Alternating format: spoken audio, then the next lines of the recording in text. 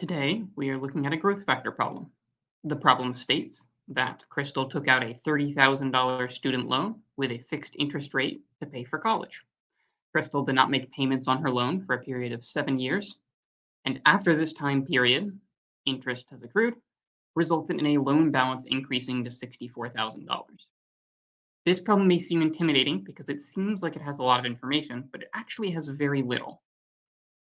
The amount of money that she owes starts at $30,000 and ends at $64,000 7 years later. The part where it says that she did not make payments is just telling you that the only thing that acted on the amount that she owed was the interest rate. If she had made payments, then that would have meant that there were other things going on, with the amount of money that she owed going down and then her interest rate then making that amount grow in a different path. So the only thing we need to know is how was her loan amount multiplied as the years passed by. The problem asks about over 7 years, over 1 year, growth factors, and percent change. The growth factor is just looking at what do I multiply the amount at the beginning of something by in order to get the number at the end. Or in other words, that can be calculated with the ending amount divided by the starting amount.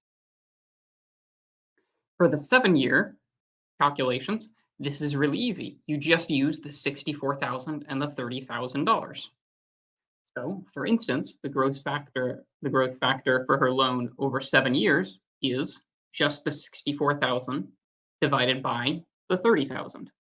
That results in 32 over 15 as the exact growth factor, but we're going to turn it into a decimal form because that's relevant for the next part, which is the percent change. The percent change asks about the amount of money that's added on to it over that 7-year period, which means I don't want to count the initial 100% that was already there. So we can find that by simply taking our growth factor, this 2.13 repeating, and subtract 1 from it. Then we get that our change is 1.13 repeating times the initial starting amount, which is 113.3 repeating percent of the initial amount.